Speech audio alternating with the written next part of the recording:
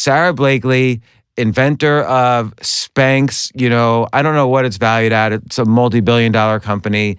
You also, the main impetus for this is you also are involved in many charities, but in particular, you just came out with a book, The Belly Art Project, which was just this amazing thing out of your own imagination, which you'll explain, but it helps all women who are going through childbirth. And we'll get into Spanx in a second, and we'll get into the charity also. But I didn't know this one basic statistic that you have on the website, which is that 3 women a day in the U.S. die from childbirth-related issues. Is that really true? Yes. How do they, while they're giving birth, they die, or what happens? I'm not exactly sure how they're dying, but the point is that there's such an opportunity to help with maternal health. And so this particular project, since my foundation is mostly about empowering women, but this creative idea was so linked to pregnancy and that moment in time that a woman is carrying a child and, giving birth, that I gave all the funds from this book to Every Mother Counts, which is Christy Turlington's foundation. So they're the ones doing real important work on the ground to help with maternal health. Well, I want to get into the genesis of the Belly Art Project, but there's a lot of comparison between what you did here and what you did with Spanx. So I know you've been interviewed a billion times about Spanx. Is it okay with you if I ask you a little about that? Because I see these of course. Comparisons.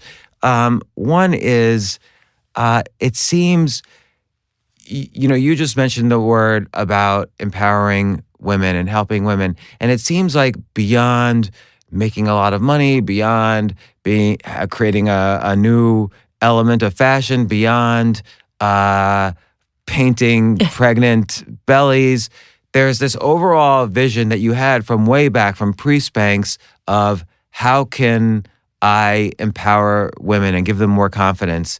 And I see this as this running theme through all these things, and it fires your creativity, your business sense, everything. Where did this start?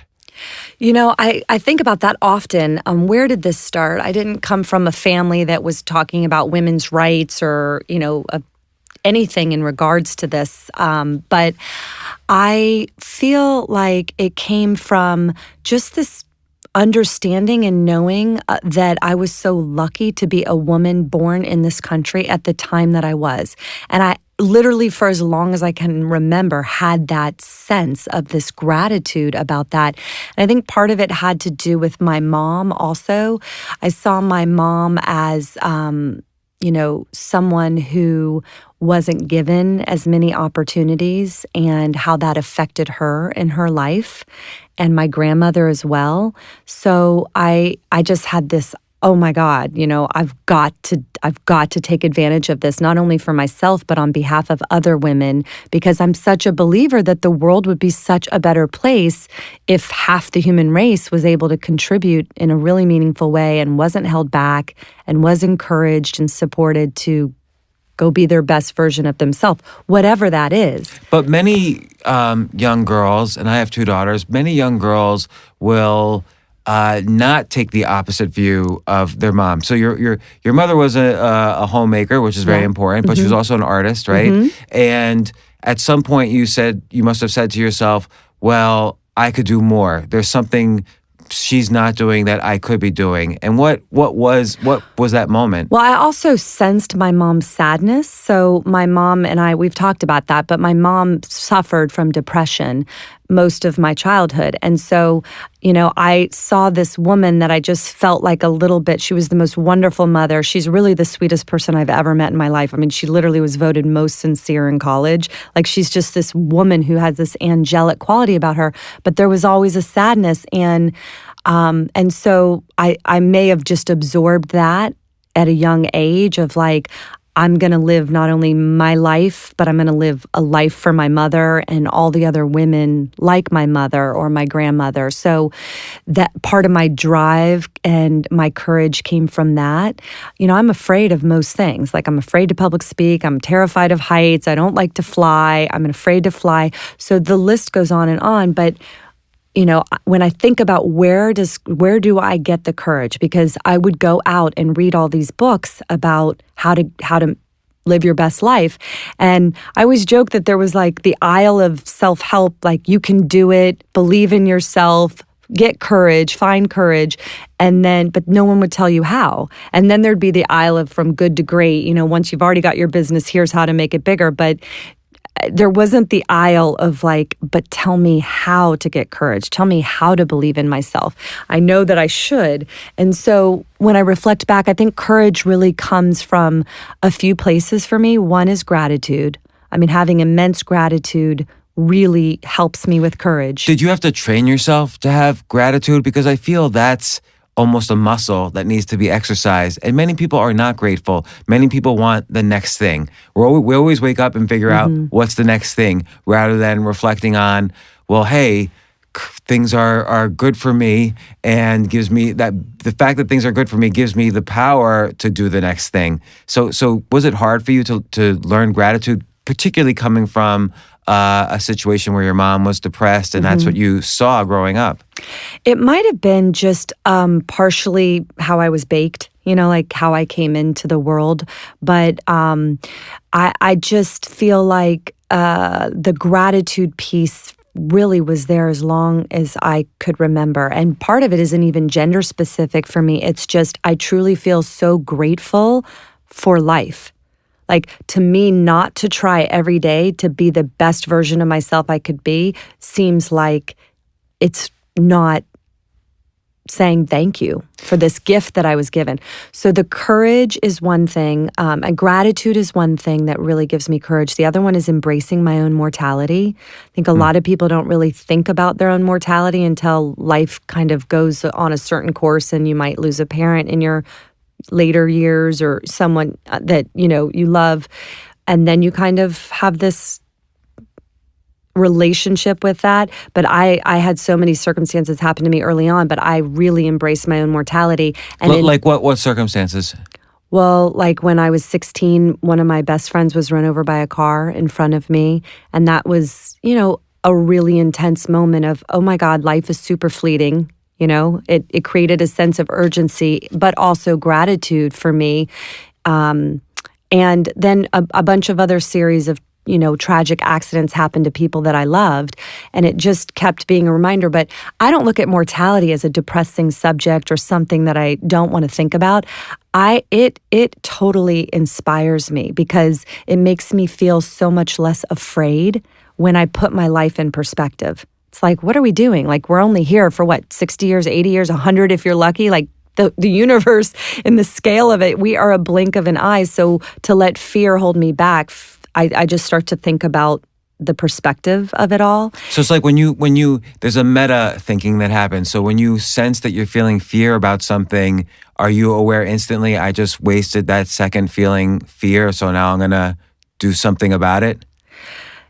Yeah, and it is sort of like a muscle. The more that you embrace and face fears, the stronger that muscle becomes.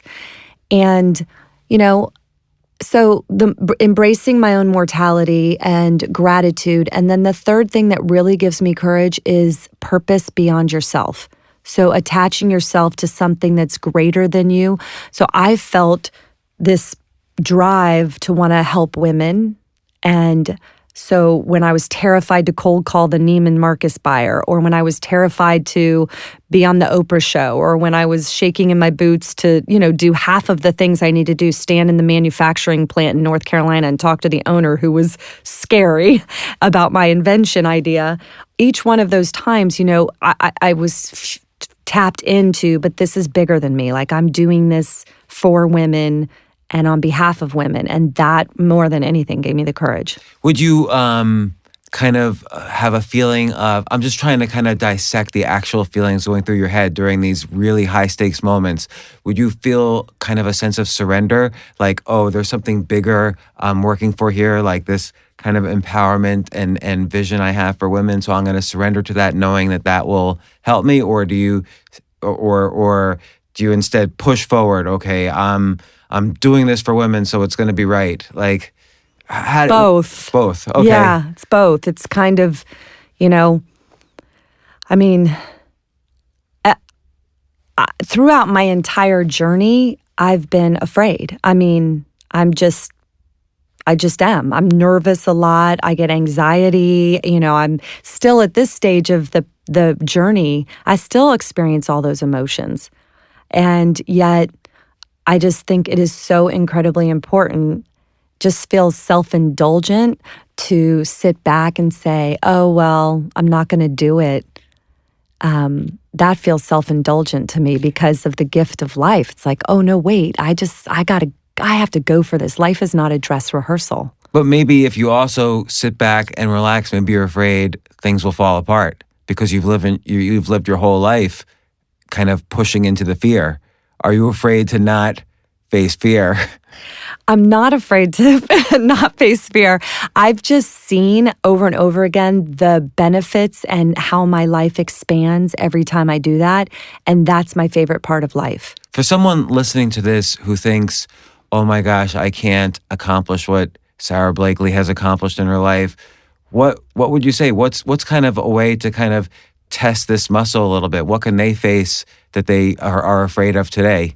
What was the last thing you were major afraid of, like in the past few days even? Well, I mean, last night I went to an event for Warren Buffett. He invited me to the premiere of his movie, Becoming Warren Buffett. I was afraid to go. I was nervous. I went by myself. My husband couldn't be there. I mean, I had to give myself a pep talk to walk into the room. And, and Warren's... What do you say in your pep talk?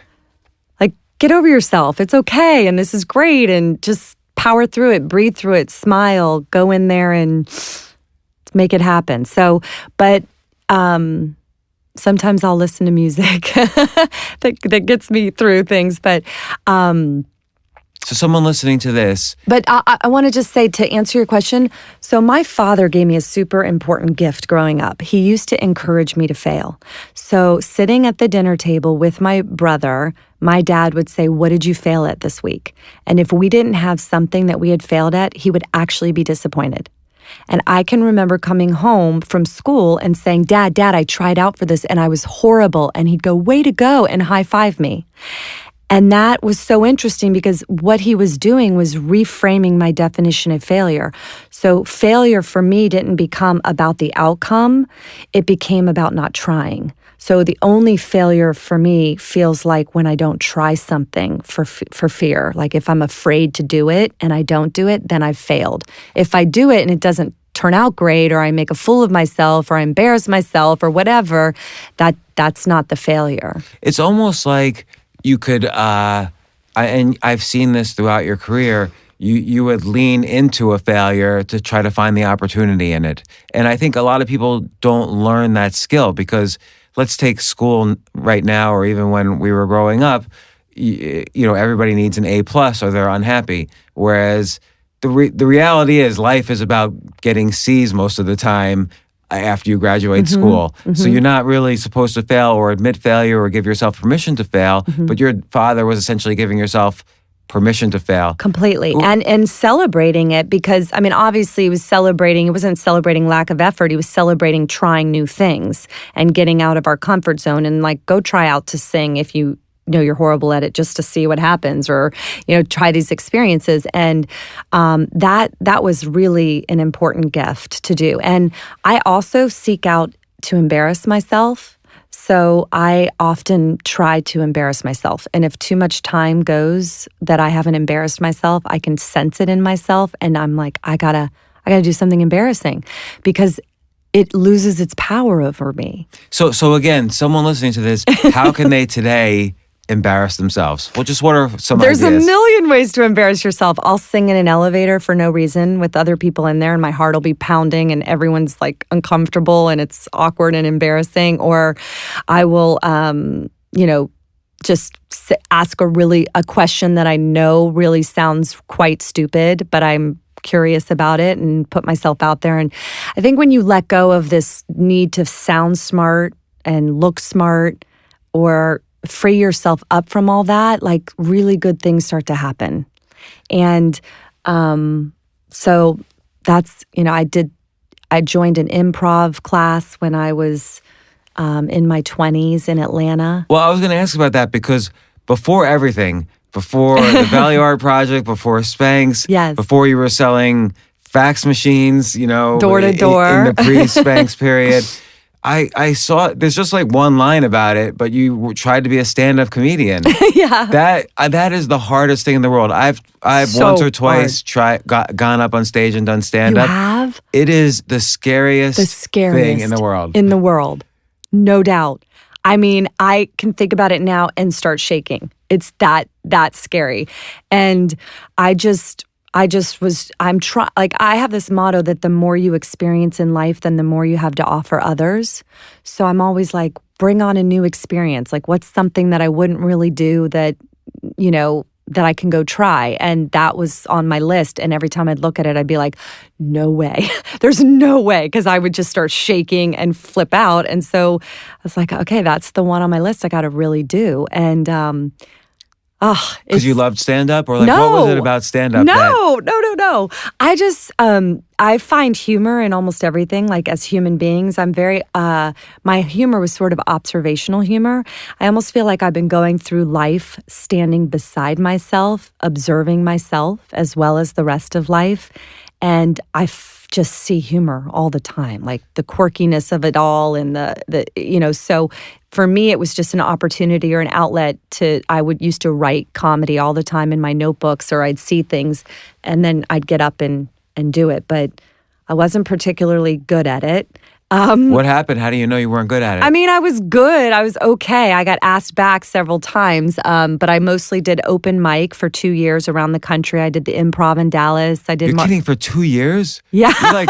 You're like practically a pro. They need to give you an HBO special. No. But anyway, I'm very glad I invented something, because that was a really intense chapter. And I have so much respect. First of all, cold calling. I cold called for 7 years, which is also terrifying and super humbling. I mean, I sold fax machines door to door for 7 years from 100% cold calling in Clearwater, Florida, where I grew up.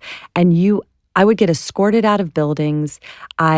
People ripped up my business card in my face at least once a week. Why would they be so angry about, this girl wants to sell me a fax machine? There would be a no soliciting sign on their door, and they were just annoyed. Like, here's someone who walked through the door and is trying to sell me something. I mean, I used to have to stand in like office complexes and dodge and hide from the security guards. Like, I can remember standing behind planters and stuff, like, please don't see me, because they would escort me out of buildings. I mean, it was intense. I think I would be scared to call or to cold call or go door to door. Like what's kind of a technique of cold calling that you would use? Well, I mean, I can always remember trying to make somebody laugh or smile, because if you do that in the first 15 to 30 seconds, you usually get another 15 or 30 seconds. And I often found the best way to do that was to be self-deprecating or show some form of vulnerability. Showing a form of vulnerability always just seemed to connect on a more human level, and it gave permission for the other people, I feel like, to be kinder and also maybe want to help. So instead of trying to walk in and be, Mrs. Fax Woman, I'd walk in and be like, okay, I'm so uncomfortable right now, and I know you don't want me in here, but this is my job, and I know I have a fax machine that can really help your business. So I would just be as authentic as I could. I mean, I have times where, all kinds of things happen to me in that, but it was such good training ground, because I heard the word no all day, every day. And so you just learn, you just got to keep going. And so hearing no didn't stop me when I was trying to start Spanx. And I heard no for a solid year. So you got this training in failure from your dad. You got this training in no from your first job. Mm-hmm. You got this training in dealing with fear in stand-up, because obviously getting up in front of a crowd and trying to make them laugh is scary. And now you're ready for Spanx. And plus you had you had two other things going on. You had this vision of empowering women, and I want to relate that to the Belly Art Project as well.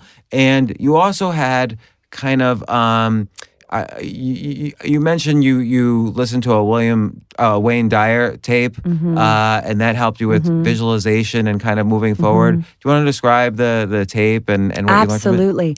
I was 16 years old, and my very close friend was just run over by a car in front of me and died. And my father left home. My parents got separated and ultimately divorced. And when my dad was leaving the house, he came into my bedroom and handed me this cassette series called How to Be a No Limit Person by Wayne Dyer. And he said, Sarah, I wish I had discovered this when I was your age instead of 40, and left. Why did you listen to the tape then? Because if I hand my 17-year-old daughter a tape, it's kind of a crapshoot whether she listens to it or not. I'll tell you why. It's what I talk about. There's always a hidden blessing in all situations. My life at that time was so dark, and I was so sad, and it was just the gift that came from being through such an extremely traumatic event and such profound grief for the loss of my friend. And then my family was splitting up all at the same time. It was like, I think if anyone else at any other time had handed me this cassette series with this middle-aged bald man with a bushy mustache, like smiling at me, how to be a no-limit person, I probably would have thrown it in the closet. But I was hungry and ripe for anything that could possibly make me feel better. And the minute I put it in, I just felt like I could breathe. Everything he said made sense to me. And I quickly realized I'm in school all day, every day, and people are teaching me what to think, but nobody is teaching me how to think. And Wayne Dyer was the first introduction in my life of someone truly teaching me how to think in a way that could maximize my journey here, like visualization and manifesting things and law of attraction. And if someone's mean to you, don't hit the ball back. Like, you don't have to own that, It's like, don't get in the volley. Like, that's their stuff. They own it. And all of these things as a 16-year-old meant so much to me, and it sent my life on a different trajectory.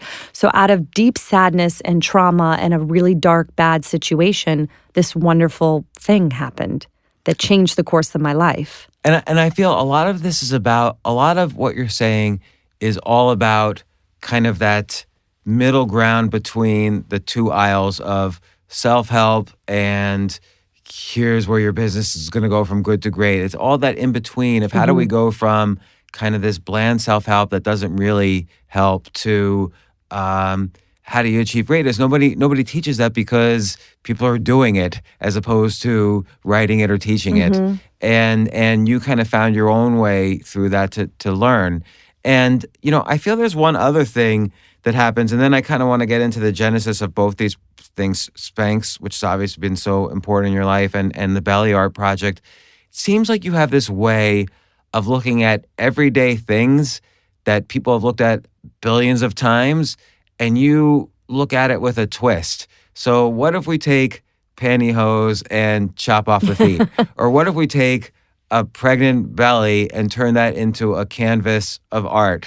Like, people have obviously looked at pregnant bellies for a billion gazillion years, and no one turned it into a canvas of art until you came along. I mean, maybe someone did, but you've made it a whole thing. And again, with pantyhose, you even dealt with this. Like, you cut off the feet, you figured out how to deal with the pantyhose rolling up, and you invented your own, kind of way of doing it. And everyone was asking you, well, don't you think somebody would have done this by now? Why do you think nobody did this until now? Why do you have this way? How do people learn that way of looking at something and saying, oh, it's not just pantyhose, it's this. It's not just a pregnant belly, it's this.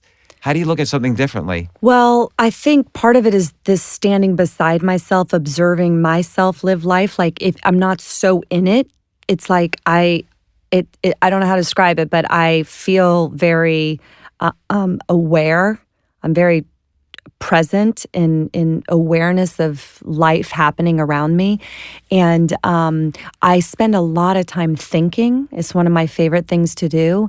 And I find that time that you give yourself where your mind can just wander is where you really start to connect with this ability. And we all have it, but we don't spend as much time, how much time in your life or your day do you allocate to just letting your mind wander? And how do you let your mind wander without letting it wander to, well, then he said to me and I should have said back to him and blah, blah, blah, like kind of the downward spiral that many kind of anxious thoughts get into. And the majority of us are anxious most of the time. Yeah.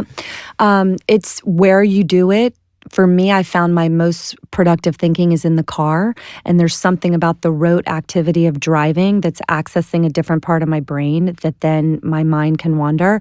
So I actually have a fake commute. My friends call it my fake commute. I live 5 minutes from Spanx headquarters in Atlanta, but I leave an hour before work and I drive around Atlanta in my car on my fake commute because I have really great mind wandering then.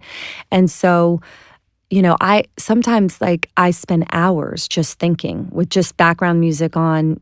And for me, now that I'm a mother of 4 under the age of 7, it's the car only, really. It used to be before I was married and before I had children, it would be in my apartment. And I just reveled in it. I loved it. And some days when you allocate time to have your mind wander, it does just stay in that kind of he said, she said, why'd that happen to me, whatever. But oftentimes it doesn't. So you give yourself permission for that if you realize you just spent your thinking time doing the he said, she said. Yeah, you're not supposed to judge yourself during this time. It's like, let it be what it is. But over time, for me, it's such an important part of my life. But again, it's like a muscle, like that creativity muscle. How do you veer back into thinking of things differently, like essentially creativity? Yeah, I want to ask everybody who's listening now to take inventory. How much time in a day or a week do you spend alone thinking?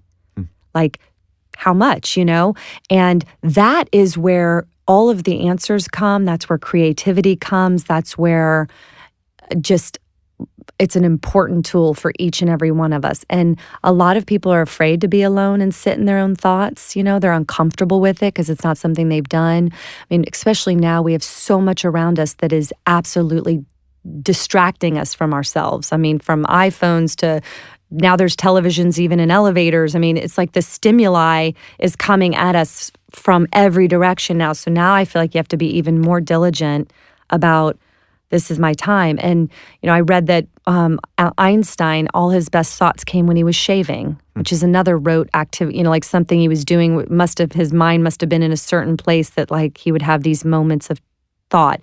So find out where and when in your life that happens for you. I happen to figure out it's in the car. So that's where I try to allocate time for myself to be there. So what's an idea you've had that you didn't act on? Because you must have millions of ideas that you don't really act on. I have 56 pages single-spaced of ideas. So you write them afterwards, you write them down. What's an example? I do. My assistant, who's been with me forever, over 15 years, she's like, oh my God, Sara, I mean, how many times has she had to print those 56 pages and then I just scan through them and I'll circle.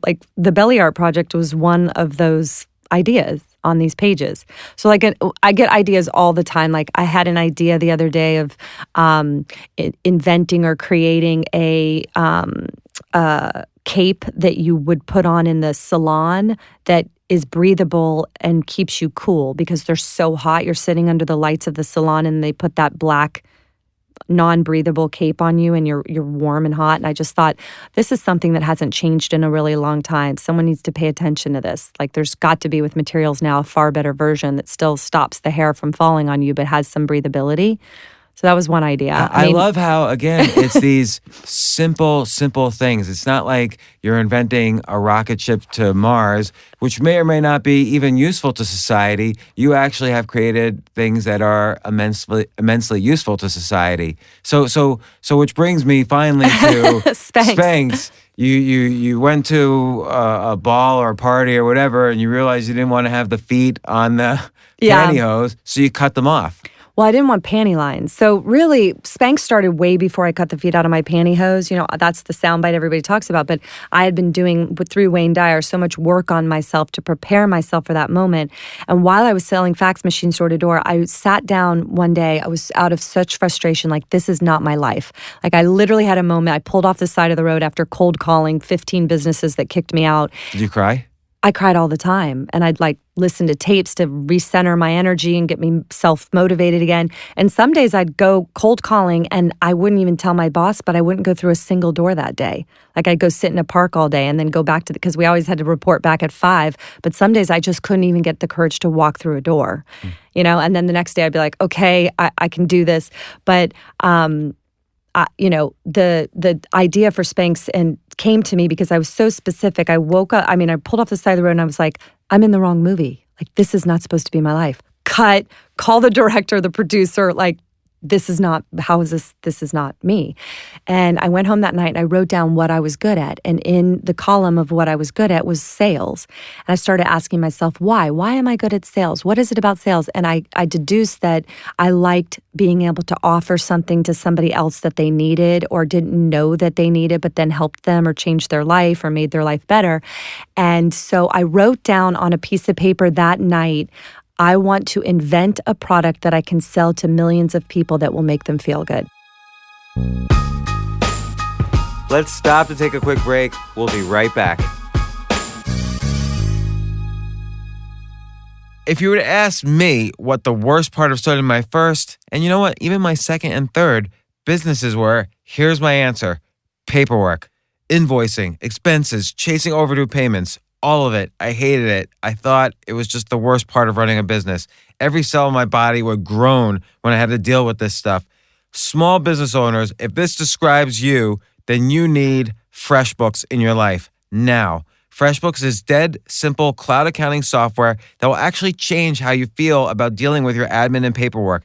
Invoicing. It literally takes about 30 seconds to create and send a super professional looking invoice. Online payments. Your clients can now pay you online, which can seriously improve how quickly you get paid. Insight. FreshBooks can even show you whether or not a client has looked at the invoice you've emailed. Project deposits. If you're kicking off a project and need a payment up front, FreshBooks has a super handy deposit feature. Support. If you have any questions whatsoever, FreshBooks' award-winning customer service is over the top, helpful, super friendly, and with zero attitude. For a 30-day free trial, just go to freshbooks.com/James and enter James in the How Did You Hear About Us section. It was not pretty the first time I tried to cook. I was 20 years old. I had just moved in with my girlfriend, and I totally blew up the oven. I don't even know how I did it now, but I remember there were like fire trucks around the block, and everybody was yelling at me. But you don't have to worry about that anymore because now cooking is easy. Because of Blue Apron, they deliver meals straight to my door. So I don't have to go shopping, and they make sure I get ingredients and I actually feel good about putting in my body. Blue Apron seafood is sourced sustainably under standards developed in partnership with the Monterey Bay Aquarium Seafood Watch, and their beef is raised humanely, chickens are free range, and the pork is raised naturally. This month, I'm going to try a fish I've never even had before. They're sending me crispy barramundi with quinoa and roasted carrot salad. Check out this week's menu and get your first 3 meals free with free shipping by going to blueapron.com/James. You will love how good it feels and tastes to create incredible home-cooked meals with Blue Apron. So don't wait. That's blueapron.com/James. Blue Apron, a better way to cook. I like how you use the word invent, and it seems like that's an important word for you, because like you can say with Spanx, what you created was you were almost like a fashion designer for underwear, but you elevated to the point where you could say, no, I invented something. Why do you think the word invent is important as opposed to other words that you could have used to describe yourself at that time? Well, for me, it was really important to also help me get people to pay attention to me. I had no money to advertise. I started Spanx with $5,000 in my savings out of my apartment. And so invent sounded also more newsworthy than here's a designer. And I also got a patent on it. I wrote my own patent. I went to... But even as you've said, patents are not really enforceable. Like if someone sued you, or if someone stole your idea, you weren't going to sue them. You didn't have money to sue them. So Right. So you still, but the word invent, the word patent pending, these are words that kind of at least allowed you to get through the door. They were really sales techniques. They were very helpful for me to get attention for my product. And I think people don't think of that enough. Like they think, okay, I've got the product, shouldn't they listen? But there's all these things combined. There's personality, there's the words you use to describe yourself that are kind of like almost like brain words, like keywords that people will listen to. And then there's the product itself. Yeah. Maybe, I paid such attention to the value of a word when I was doing stand-up comedy because I would write comedy, I would write jokes or write storylines, and one night I would get up and the audience would laugh hysterically, and if I changed one word in the delivery, it would be like crickets. So It's almost like you focus grouped language. I really did through comedy. I mean, I realized that the value of even punctuation and pausing and cadence of it is critical to how you connect with other people and how you can get them to feel connected to you or to pay attention. And so I think Mark Twain has a quote that I love that, in language, the difference between one word could be the difference between being hit by lightning or a lightning bug. That's interesting. And so I discovered that. So with the stand-up comedy, how that ended up translating to me with Spanx was I used all the humor and the marketing in the language on the packaging and through Spanx. I mean, even naming the company Spanx was a real risk at the time. I mean, it's become a household name, but at the time that I decided to name it Spanx, it was super risky. I mean, people hung up on me. They thought I was prank calling them.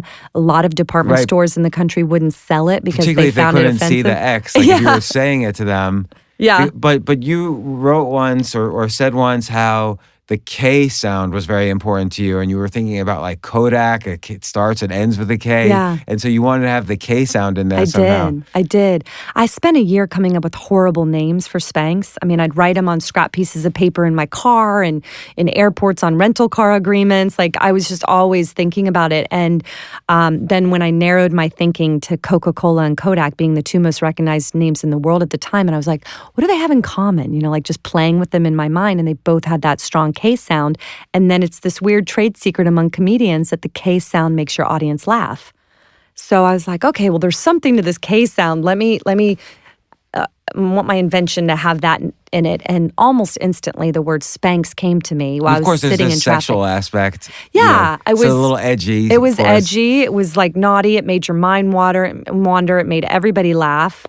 Yeah, but I always say Spanx.com, you got to spell it right or you get a real treat. Like my mom sent her whole luncheon when I first started to the wrong website, and that wasn't pretty. So what I also admire is there was a certain patience. Like you first came up with the idea, and then there was 2 years before the idea came to me. Yeah. Well, I put it out in the universe. So I wrote down on a piece of paper, I want to come up with an idea or invent something that I can sell to millions of people. And then it didn't come for 2 years, but I didn't squander any idea. So a lot of people think I cut the feet on my pantyhose for like months. I did it one time.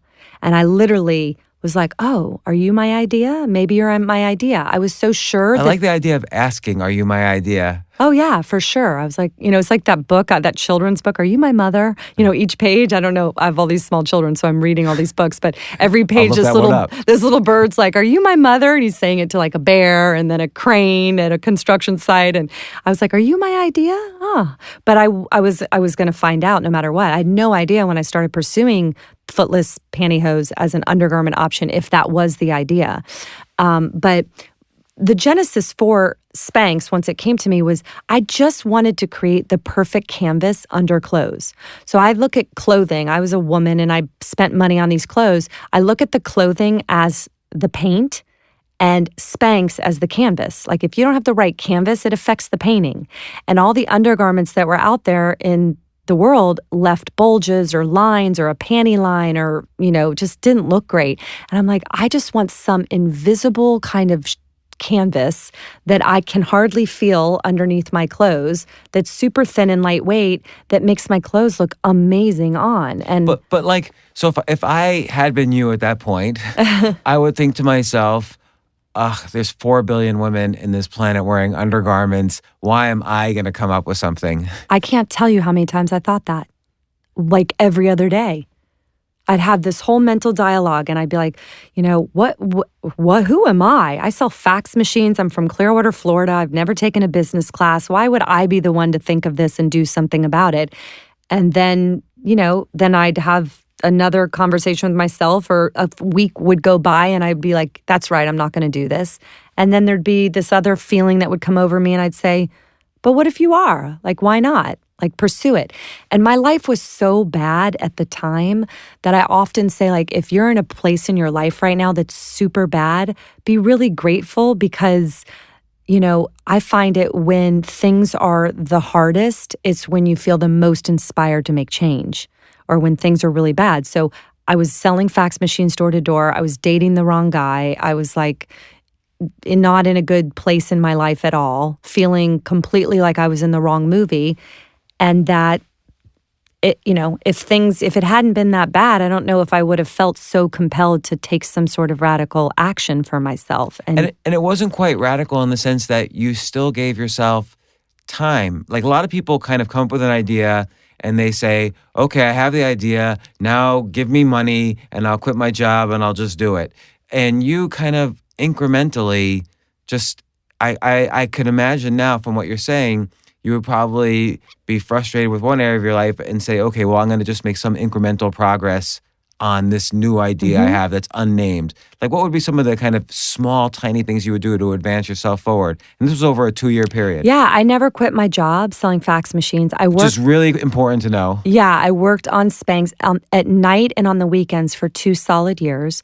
And I took time off of work. I took a week off of work of vacation time to actually go in person to the manufacturers that had all been telling me no over the phone and cold called them to try to get them to help me make this idea. But it is really important to know that I didn't just say, oh my God, I have this idea and I quit. I tried to really be calculating on how I could use the money, and I needed my health benefits with my job for as long as I possibly could before I took the leap. And so again, I think part of your kind of mutant superpower is that you're able, you kind of, on the one hand, attach yourself to this higher vision of empowering women, and then on the other hand, you're able to infect others with the excitement you had for this product. So when did you start to really see how other people would be infected with the enthusiasm for this product?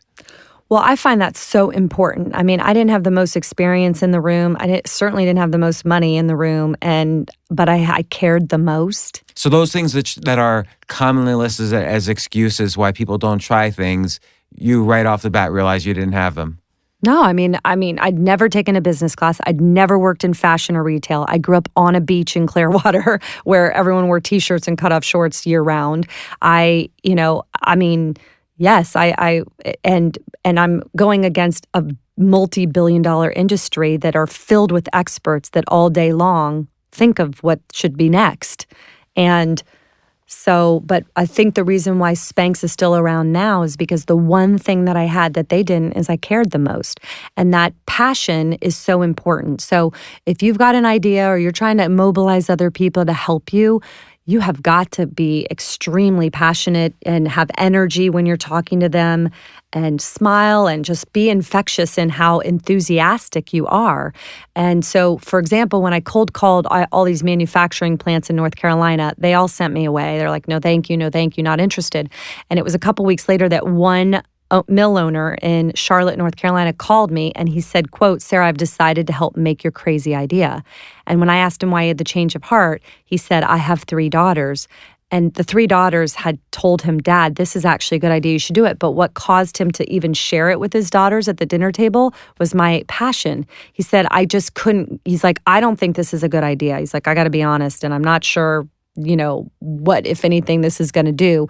But he said, your enthusiasm and your passion for it is what stuck with me after you left. And it seems like you had to have the passion on several layers. Like there's the layer of this is what the product is. There's the higher layer of this is going to empower women. Then there's all these things that will make women feel, it'll solve all these different problems for women along the way. And you kind of have to be passionate along each layer to really infect someone else.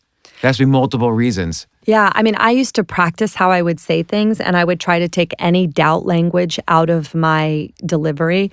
So if I would hear myself say, I think it's going to be great, I would change it to I know.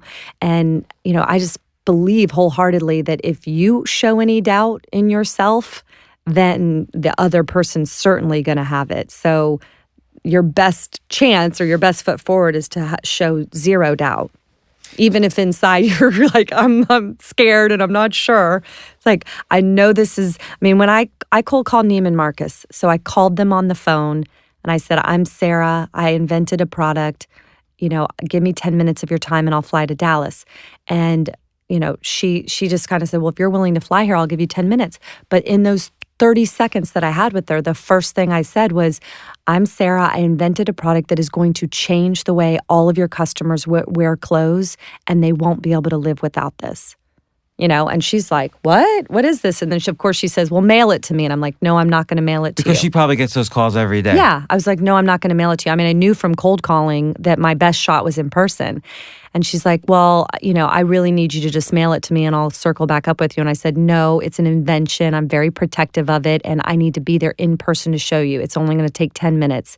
Please give me those 10 minutes. You won't be disappointed. I like how you say it's an invention as if that implies somehow she has to see it in person. Yeah, exactly. It doesn't mean that at all, but you kind of say, well, it's an invention. You have to see this in person. And then what happened is I show up and she's like, first of all, impeccably dressed. This woman is like Neiman Marcus headquarters in Dallas. Please, her pen matched her belt. It matched her shoes.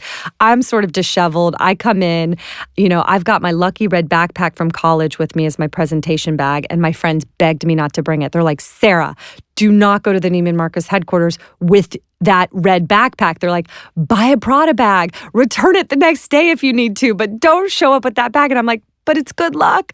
And I literally had this red backpack with a Ziploc bag of the prototype in it from the mill and a color copy of the packaging that my friend and I had created on her computer. She had just finished graphic design school. And so that was my presentation. And 5 minutes into it, I'm totally losing her. And that's when I just stopped and leaned in and said, you know what? You need to come to the bathroom with me. And she was like, what? Excuse me? I'm like, please, I know it's a weird request, but will you come to the bathroom with me? I'm going to show you what my product can do in and out of clothes. And she followed me down the hall, and I went in the stall with and without Spanx on with these cream pants. And she took one look at it and goes, it's brilliant. I get it.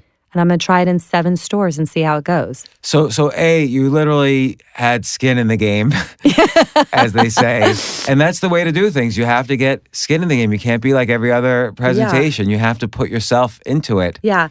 But like all my training of being okay with being embarrassed, is mission critical in creating something like this. Like, it's super embarrassing to ask someone and, what are they going to think of me asking them to come to the bathroom? But I was going to go there. But there's also this kind of like bonding technique where you asked her to do a favor for you. Hey, come to the bathroom with me. And so she felt, her brain starts to feel like, oh, I'm the type of person who will go to the bathroom with Sara. So it kind of makes her more likely to say yes later on. This is kind of a cognitive bias we have. Well, I was thrilled. And then, But I just want to ask about that too. So she ordered for 7 stores. Which was unbelievable. Right. Like, and it was you my probably first weren't ready for account that I was calling on. And so you also have this, I noticed throughout your story, you have this ready, fire, aim mentality where you get ready, you're all ready to go. Now you have to fire before you have to aim. So you had to kind of fulfill this order before you even were ready to fulfill orders. No. Throughout Spanx, all I was focused on is the quality of the product. I want to know that I have the best product in the world, like for what it's doing, and then selling it. And I didn't think of anything else. So you kind of felt smaller problems would solve themselves if the bigger problems got solved. Well, I just knew like it doesn't matter how much money I've raised for marketing or my marketing plan. I just need to. I'm like such a scrappy salesperson at heart. You cannot take the hustle out of me. I can't help it. I just wanted to go and start selling this thing. And I'm like, everything else, I'll figure it out if I start selling it. I didn't have a back end set up. I had no distribution model set up. I had no marketing plan. I had nothing. So I'm in my apartment. I just left my job selling fax machines. Actually, I hadn't quit my job. I landed Neiman Marcus and Saks Fifth Avenue before I quit Danka. Very important point. Entrepreneurs mitigate risk. They don't take risks. So you took a risk, yes, by going to Neiman Marcus. Yes. But you still had your health insurance paid. Yep. Just to make sure, are we okay on time? Yeah. Okay. So, yes. So anyway, I get this amazing opportunity. She says, I'm going to put it in 7 stores. And I like to say this for a second because what you don't know can be your greatest asset if you let it. So if you're sitting there right now in your life and you're like, have an idea, or you imagine a different life for yourself, but you're like, but I didn't go to school for it. Or I don't have any contacts in this. Or I don't have money to do this. Those things, if you just allow them to, could be what is your competitive edge. It could be what gives you the opportunity to do something amazing. If you don't know how it's supposed to be done, then it's pretty likely you're going to do it different. But let me ask, okay, I'll throw some other excuses at you. I'm too old. I'm too old to be a stand-up comedian right now. The guy who started Kentucky Fried Chicken was 60 when he started it. I mean, too old is like a joke. You're not too old. And you're just not. So, but just to get back to that. So, for example, this is a perfect example of not knowing how it's supposed to be done working in your favor. I land Neiman Marcus. Months go by. All these people in the industry start coming up to me and going, Sara, how in the world did you land Neiman Marcus? And I would literally look at them and I'd go, I called them. And they would just stare at me. And there'd be this really weird, awkward moment. I go, why? What do you do? And they're like, well, we go to trade shows. Like, we've been going for 6, 7, 8 years. We set up our booth. Every year, we're hoping the Neiman Marcus buyer comes by our booth or takes an order from us. And I'm looking at them. I didn't even know there were trade shows. But how did you get the buyer on the phone? I kept calling like I did when I sold fax machines until she picked up. So you would call? I'd call and call and call. I'd get her message and I would not leave a message. And then one day, it took like maybe a week of calling sporadically throughout the day, every day, she picked up. What if like a secretary said, she typically doesn't take any calls, you'll have to meet her in a trade show? What would you have done then? That's a little bit trickier. You really have to then win over the gatekeeper. So, I just give the pitch to the gatekeeper that this is a call that's really important, that's going to change, the way women wear clothes, and that Diane would really appreciate being able to speak to me. That's one approach. Sometimes I would send the gatekeeper something. Like some of the places I was trying to get into, I'd mail one shoe and it would just have a note that say, I'm trying to get my foot in the door. So like just quirky, weird things that funny things. Yeah, funny things. But I land these 7 stores. I have no marketing budget. I am a team of basically 1 in my apartment. I don't know how to pack and ship. I have semi-trucks pulling up all of a sudden to my apartment with boxes of Spanx because I am the fulfillment center. I mean, the manufacturer wouldn't fulfill for me. So all of a sudden, all this stuff started happening, and then I didn't have crotches. Very important to have a crotch. So when I landed Neiman Marcus, I called Sam Kaplan, the guy that owned the mill, and I'm like, Sam, it's Sara. I landed Neiman Marcus. And I mean, total silence. He's like, what? I go, Sam, I landed Neiman Marcus. I need more Spanx. And he's like, Sara, don't take this the wrong way, but I thought you were going to give these away as like holiday gifts for the next 3 years. Like, what do you mean Neiman Marcus wants it? Because he was still didn't think it was a good idea. So I said, yes, I need him. He goes, great, I'll patch you through to Ted, who I'd been working with in the back of the mill, like all the time on the prototype. And he was super Southern and had this super thick accent. And it's like, I have so many funny stories about that. But I got patched through to Ted, and Ted's like, well, that's great, but what you going to do about the crotches? I was like, what are you talking about, Ted? Don't they come with crotches? Like, I just landed Neiman Marcus. He's like, well, we only got 2 crotch machines and they're being used by somebody else. I'm like, what? I just landed Neiman Marcus and I have no crotches? Like, and I remember what does it mean to not have a crotch? I still don't understand. Yeah, like there's no crotch in the garment. Like, it's a separate piece that needed to be sent to the mill and like put in. It's a little thicker somehow, or I don't understand. It's a cotton crotch. Okay. Women listening will know the importance of this. So anyway, I remember thinking, I don't know where to go for a crotch. Like, where do I look for a crotch? I actually looked in the yellow pages. Under crotch. Under crotch. And it's not there. And then I found out that there's a fancy word for crotch, which is gusset. And so that helped my search a little bit. And then I had like crotches being FedExed from all over the world to my apartment. And my roommate at the time would come home she was a teacher, and she'd be like, you got another crotch in the mail. And thankfully, just out of luck, I found a crotch company that happened to be in Atlanta, Georgia, like 30 minutes up the interstate from where I was. And the guy by the name of Gene Bobo saved the day and provided me the crotches I needed to deliver the Neiman Marcus order. So Sam would create the pantyhose, send them to you, and then this guy would sew the crotch in. Yeah. and you had none of this prepared, like in No, advance. I thought that it came with the crotch because I'd been working with How Ted. much time did Neiman Marcus give you to kind of fulfill the order? I believe they wanted it in 2 weeks, and I think I ended up delivering it in 3. Okay. Yeah. But then, I'm up all night packing and shipping and trying to figure out how to make the deliveries specific to how Neiman wants it. I had to go stand in Office Depot and learn about a bill of lading and a manifesto. And I remember one day I was working 24 hours, 7 days a week, which you have to do with this for many, many years. But this was early on in my journey. And I just started crying in the aisle of Office Depot. I just literally sat there and wept. And this man was like buying folders or something. And he turned, he's like, honey, are you okay? And I was like, what is a bill of lading? And he's like, let me go get someone. What is it? I still don't even really know. It's something you have to attach to the outside of boxes that have to go to Neiman's and Nordstrom and Bloomingdale's. I really don't even know. I'll tell you this, that as an entrepreneur, you know this, you learn very quickly what you're good at, what you're not good at. And as soon as you can afford to, hire your weaknesses. And usually your weaknesses are what you don't enjoy. And as an entrepreneur, you don't have the money to your every department. I was the before and after butt model. I literally took a picture. My friend took a picture of me in and out of the Spanx with the pants on. I went to Kinko's, laminated, and stood in department stores. And that was my collateral, my own butt, showing it looked not so great and then much better. And I was also the packer and shipper. And I was trying to figure out, I was cold calling all of these big accounts. And so very quickly, I was like, oh, I cannot be in the production side of this. So even though you had this sense that, okay, if I solve the big problem, i.e. sales, just sell it. The smaller problems will take care of themselves. And yet it's still, they're still frustrating. You have to get through the frustrations of solving the smaller problems, at least initially. Yeah, I mean, I went about it in such a different way. I read about and learn about all these people that, raise so much money before they've even really made the first sale. Like they have, and I guess I just didn't do that. I didn't really understand the whole VC thing, or I literally was so clueless. I didn't have any contacts. I didn't know how any of that worked anyway. But I was like, you just make it, and you make what you can afford, and you sell what you can afford, and then you use that money to buy more. And then when you sell that, you use that money to buy more. And then that's just been what I've done. And I still own 100% of Spanx. It's been 16 years.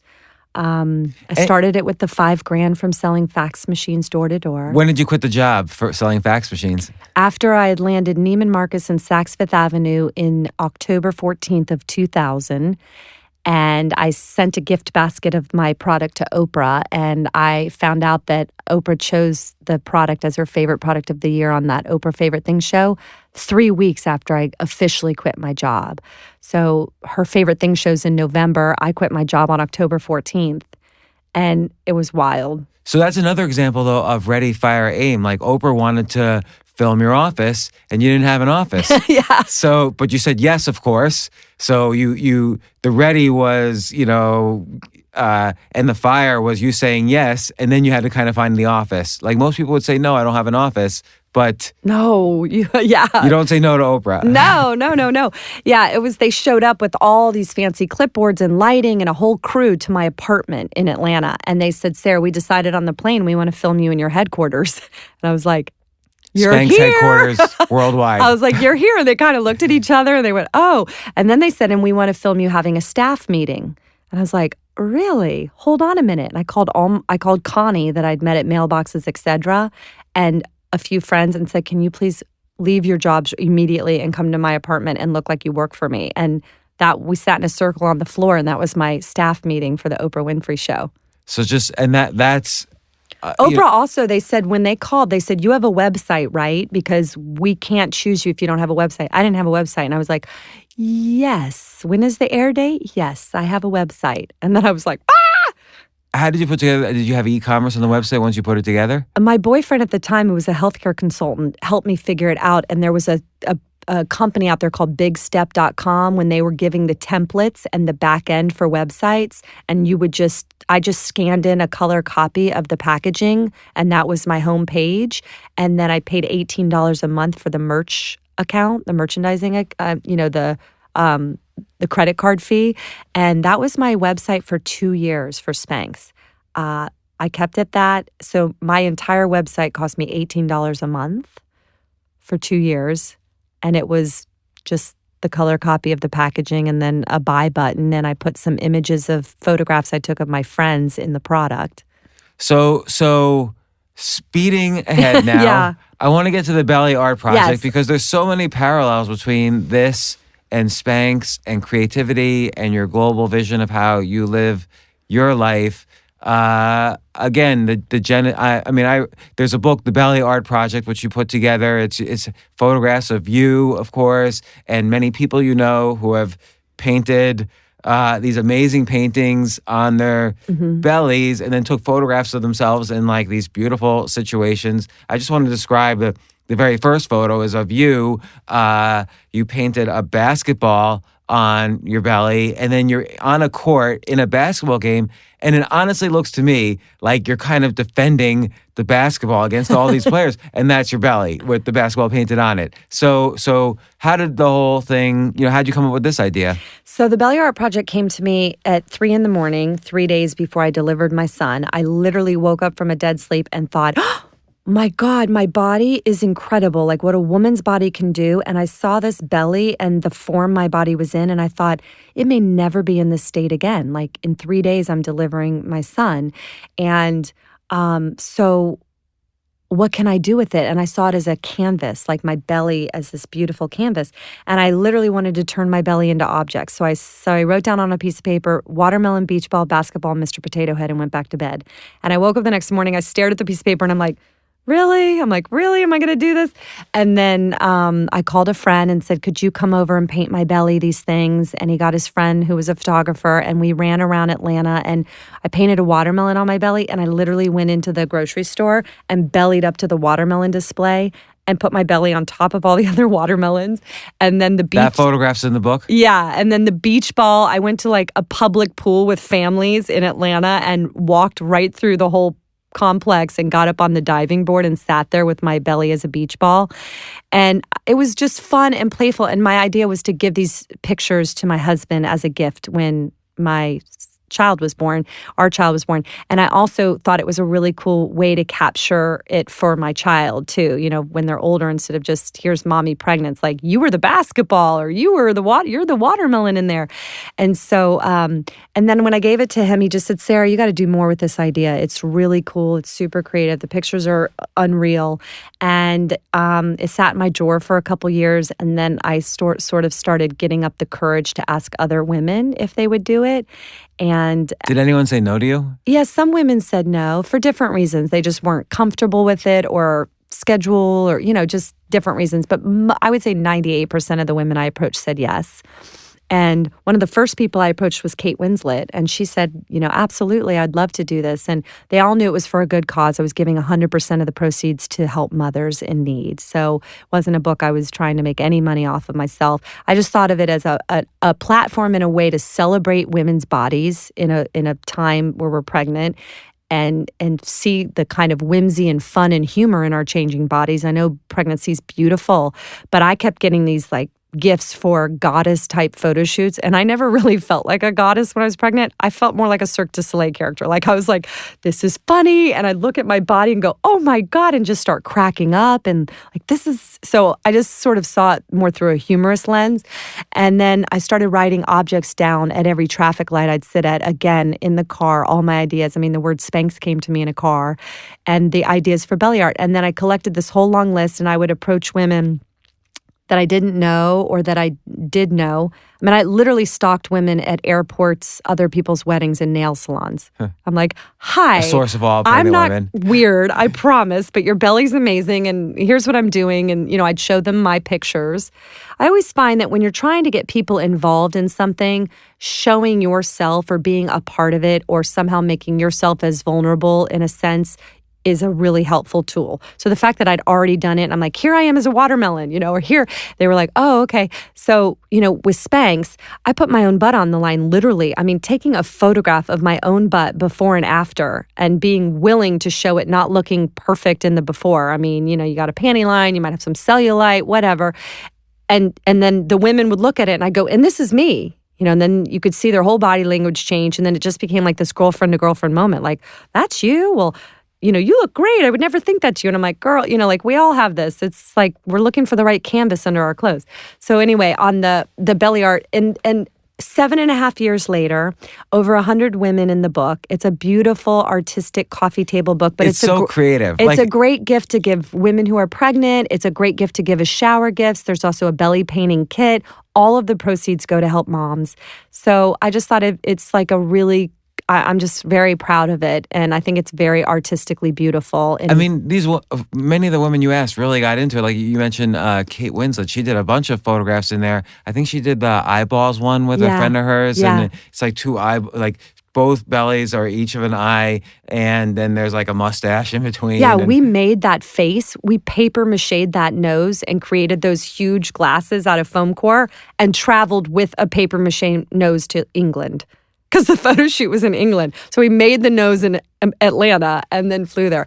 But I mean, this whole project was done with like super scrappy. My childhood friend Chelsea was between jobs. She's like, Sarah, I'll do this. I'll take this on. I mean, she's got the most hysterical stories on the shoots I couldn't be at. She's flying around. She's trying to hand make props and find props and and the women were all so amazing. Half of them are famous, but half of them aren't, and we got a military mom in there that was a Black Hawk pilot.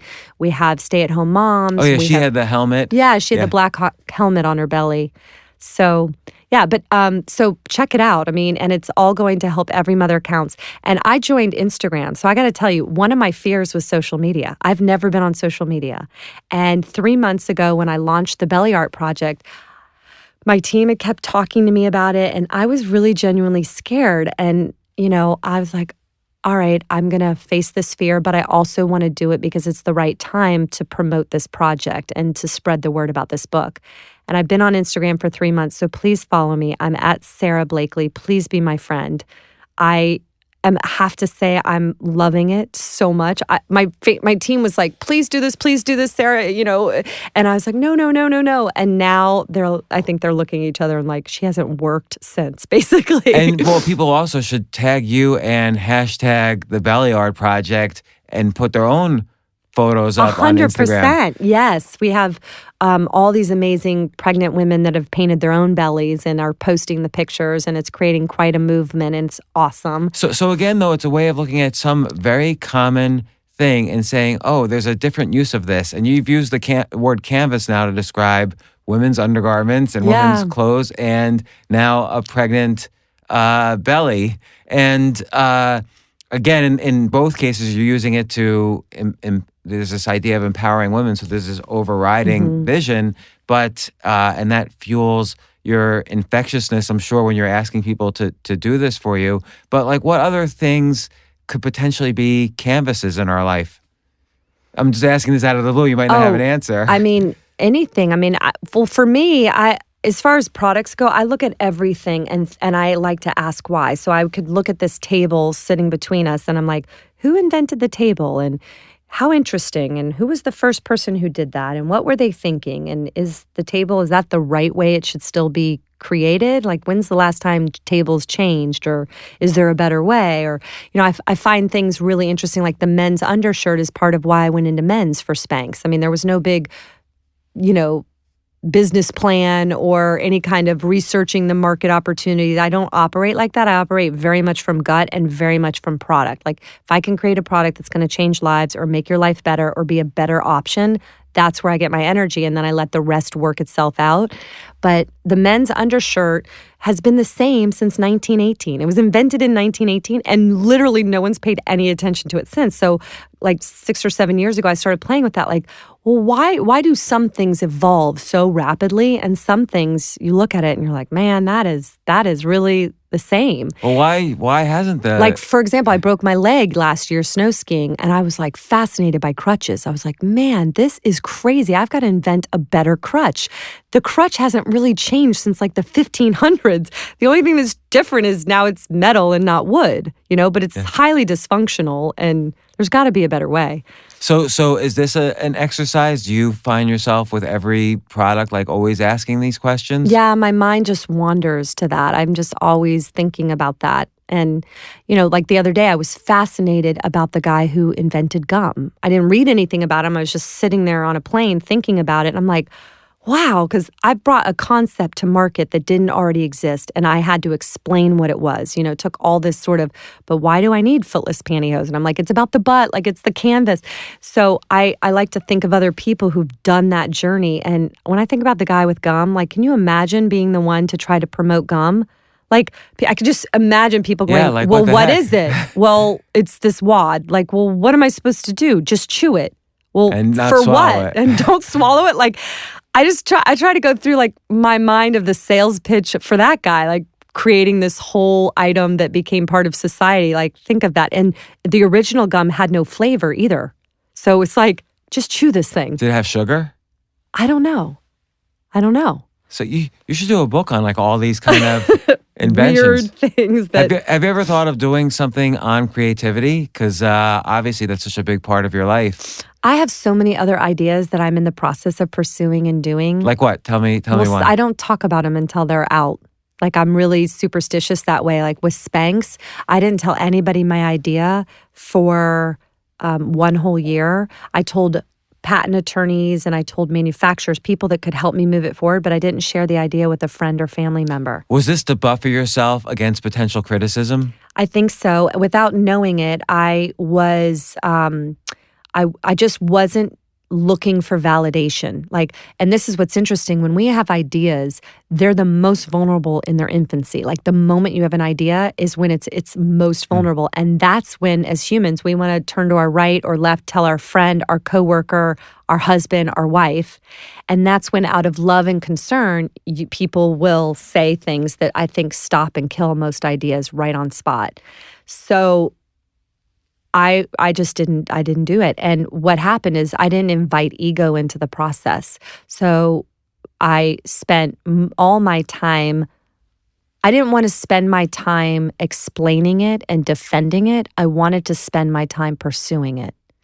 And by not telling people, so all my friends and family knew is Sarah's working on some crazy idea. She won't tell anybody what it is. And for 1 year, nights, weekends, I'm like telling my friends, no, I can't go out with you. Or on the weekend, I'm like, no, I'm sorry, I can't go to that party. Or, just be in the library researching things or writing my own patent or driving to North Carolina to meet with Ted and Sam. And then it was about a year into it. And I just intuitively felt like, now's the right time. Like, I'll share with them what I'm working on. And I think it was that I knew I had invested enough of my own self into this path that no matter what came at me, I wouldn't have stopped it. And so I literally started telling my friends and family what it was, and their reaction was hysterical. I mean, they're like, what? You're doing what? And I'd hear, well, honey, if it's such a great idea, why doesn't it already exist? And then I'd hear, well, sweetie, even if it is a good idea, you're going to spend your savings on this, and the big guys will just knock you out of the water in 6 months. They'll just copy you, and then you'll have no savings. Did anyone try to knock you out of the park? Everybody. I mean, everybody. So what I tell people is, I was pretty nervous and paranoid about my idea during the development stage. Don't be, because nobody's really interested in taking your idea and copying it until it's out in the marketplace and viable and working. So, I had people sign non-disclosure agreements when they would, but if they didn't, what am I going to do? I still needed them to try to help me. But yeah, the telling friends and family came later. And I think that if I had the idea, cut the feet out of my pantyhose, put it on that night, went to the party, and woke up the next day and told my friends and family, I might still be selling fax machines. Well, Sara Blakely, founder of Spanx, and even just as importantly, the Belly Art Project, which is, raises money for women in childbirth and going through all sorts of childbirth issues. Plus, it's an amazing work of art. Like, you should kind of send them on display in museums. The photographs are beautiful. Thank you so much for coming on my show. By the way, I was very persistent. You probably don't even know the ways in which I was persistent to get you on this podcast. So, but also respectful. Yeah. I never pushed in some way that was inappropriate. Well, I so appreciate being on your show, and especially knowing what you gave up to be experiencing today to have this time with me. Thank you so much. And I want to say also that for all your listeners, I want to give them 20% off of anything on Spanx.com. And in order to do that, they just need to email try me at Spanx. They don't have to even put anything in the subject. You could put, James or anything in there, but just email right now, try me at Spanx, and an email will come right back to you with a code, and that code will be your personal code to buy anything you want with 20% off. And we have the most amazing leggings. We have a cult following for our leggings. Do you have t-shirts yet? We have t-shirts. We have activewear. We have amazing, comfortable bras. The bra that we invented several years ago has it's the world's most comfortable bra. Like, we named it Braleluya because every woman who put it on in the prototype stage was like singing. So we're like, Braleluya, that's the name of this bra. And the back and straps are made out of all hosiery, and the front are regular bra cups, but you don't feel it on your body at all. And it's great. So there's all these different things that Spanx has created far beyond just the canvas undergarment that makes a difference in your clothes. So check us out. Well, I'm going to definitely do it. And Instagram, please, right? Yeah. Please be my friend on Instagram. And post a photo of yourself pregnant. But not only, by the way, men aren't excluded. Warren Buffett's in your book. He painted on his belly. He did. He's the only guy in the book. He's the surprise person, but he's such a women champion. And I just, as a fluke, sat next to him at an event, and he asked me what I was up to, and I pulled out my phone and showed him the pictures, and he laughed so hard and said, well, I want to be in the book. I was like, was he serious? Was this a joke? So about a year later, I emailed him. I'm like, I have no idea if you were serious or not, but I'd love for you to be in the book. And I gave him 3 or 4 options to choose from, and he shot me back an email and said, I'll take the yo-yo, count me in. And I was like, what? Oh my God, this is amazing. And like 4 days later, I was flying to Omaha to paint a yo-yo on Warren Buffett's belly. Did you paint it? No, I had a belly painter. Yeah. Because in one photo, I just want to mention Ron Wood, the Rolling Stones guy, painted on his wife. Yeah, because he's an amazing artist. Ron Wood is an amazing artist. And I felt that was a good way for them to bond while she was pregnant. Yeah. So it was a nice relationship thing. Yeah, absolutely. And then, also on my Instagram, I want to also say, if you put in the comments, try me, then I'll know that you were listening. Hashtag try me. Yeah. If you put that in the comments, then I'm going to choose 10 of your listeners to just send leggings to them. Or if they're a guy, a great Spanx garment for free to them. Well, thanks again, Sara. I can see your salesmanship and creativity at work as the seconds go here. So thanks again for coming on the show. Thanks for having me. I really appreciate it. And my husband loved being on your show. I didn't mention him during the podcast, but the Jesse Itzler podcast was really fantastic. I'll ask you now, what was it like living that month when Seal was living in your house? Yeah, my husband. So Jesse wrote Living with the Seal. A seal moved into your house so he could train Jesse for 30 days, and you had to deal with it. Yeah, it was wild. I love different experiences, so I was open to it. I was like, okay. And it was just 2 worlds colliding that couldn't have been more different. I mean, here's a Navy SEAL who's been living out of a backpack for decades, and he moved into our New York apartment, on Central Park, and we have a newborn son, and it was just like, wow. And there was just so much to learn from it. It was fascinating. But, so my husband's a serial entrepreneur as well, and he loved being on your show. I was saying, not many people really strike him, and you did, and he talks about you a lot. And most people, my husband's striking other people because he's such a quirky, out-of-the-box, kind of larger-than-life sort of guy. But he really liked meeting you. He kept saying, he's only got like 4 possessions. He lives in Airbnbs. And I knew where it was going. I'm like looking at him like, are you about to ask me to do this? Like, is our family going to... I kind of sensed that he wanted to. He does. So, I'm kind of bracing myself for that. All right, well, maybe I'll have you both on the next podcast when you're living in like a trailer or something. With 4 possessions. And you said one of your 4 is Spanx, right? Well, I lied. But I know. Maybe after the try me, I'll... try it out. I'll get like an undershirt. I have the same undershirt, so I'll get the undershirt. More comfortable. More comfortable. Add that. Add a 5th possession. Yes. Well, make it Spanx. What I usually do is I count an outfit as, like, I have 2 outfits. So, and that contains everything because I can't count like each sock as a separate possession and Oh, so on. okay. So the How undershirt is, wonderful and how simple. Frees your brain up to way more important things. it is. Since I've met Jesse, I've lived in like, 20 different places. So, Wow. but it does allow me to not, it's like you said, my weaknesses are basically living a normal life. So this is a way for me to kind of just experience lots of different places and focus on my creativity and the things I want to do.